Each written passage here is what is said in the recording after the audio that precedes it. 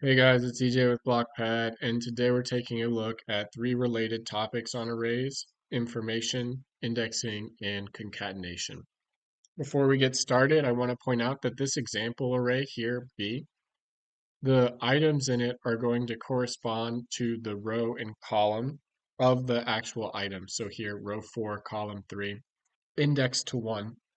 And that's just going to be useful as we look at some of the examples on indexing. So to get started, Blockpad has a handful of information functions that are going to return information about an array. So count all will tell you how many items are in an array. Rows will tell you how many rows, and columns how many columns. Now for the functions any, all, and count if, the second input is going to be an inline function or an abbreviated inline function in the form of a conditional function. I'm not going to get into the details of using that here, but I'll put a link in the description to our video on inline functions. The function any is going to tell you whether any values in the array meet the criteria. All will tell you whether or not all values meet the criteria, and count if will tell you how many values meet the criteria. And as another example of count if over here, this uses a full inline function as a second input, and it's going to look at the rightmost character in each of the items and determine whether it has the same text string as this here, which is 3. In this case, these items here in the rightmost column all have 3 there, and so you're going to get the answer 4. Moving on to indexing.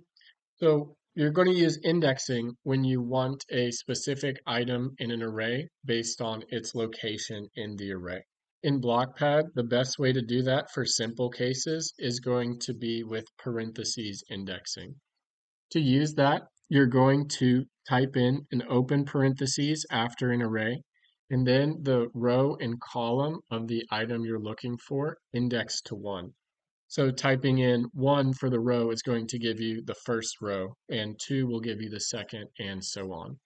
So when you type in the row and the column, it's going to give you that specific location here, R4C3.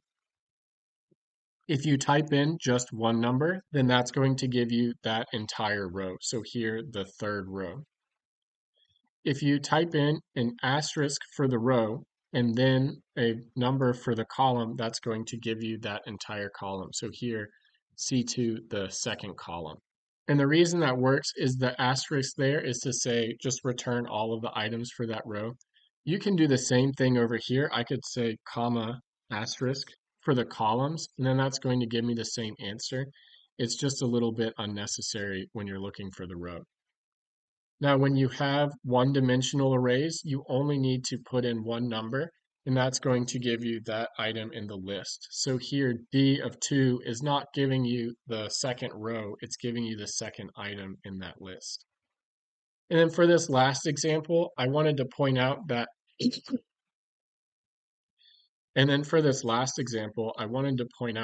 you can reference values inside of these parentheses. You don't just have to type the number in directly.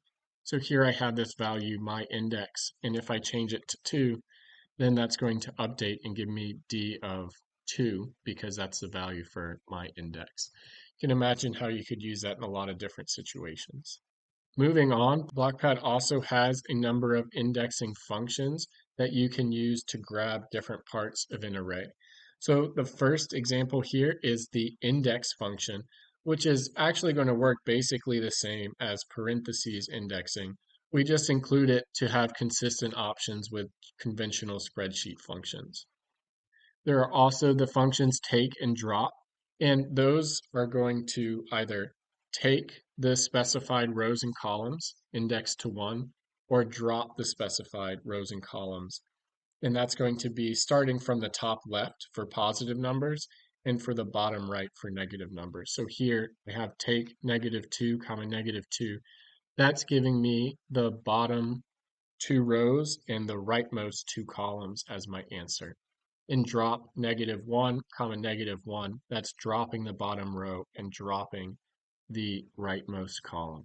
The most general function is range, And this one's a little different. It's indexed to 0, so keep that in mind. So here I have the 0 to 2 as my column range, and that's giving me the first, second, and third columns back. So you can use that to specify any range of rows and columns, and it'll give you a subarray from your total array. There are also the functions whole row and whole column, which will return the row or column that you specify, and those are indexed to 1 like the others. Finally, we have 3 different concatenation functions that you can use to combine arrays.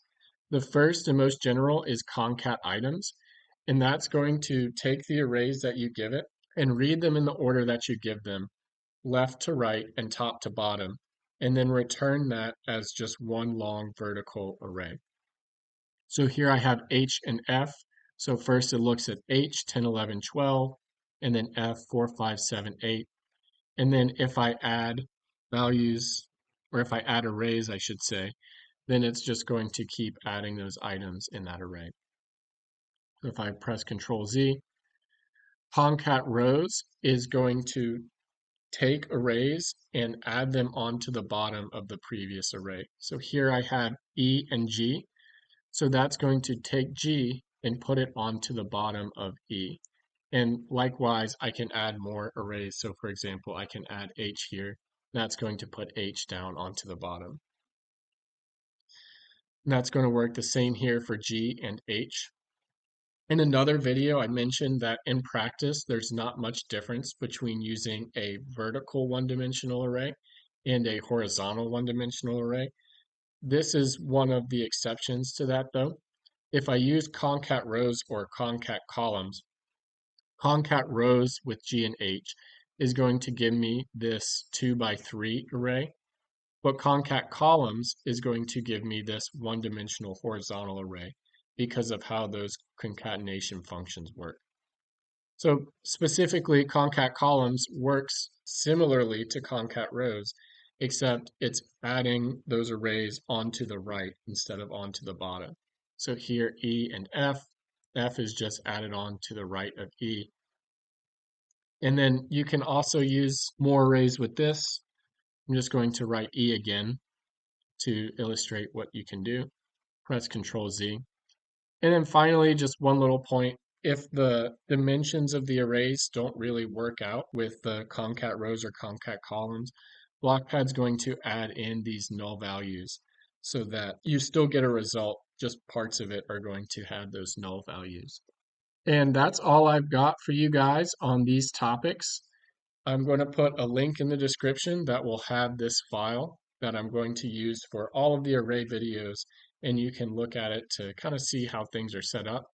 And I'll put some other links in there as well. Let me know if you have any questions in the comments. Thank you.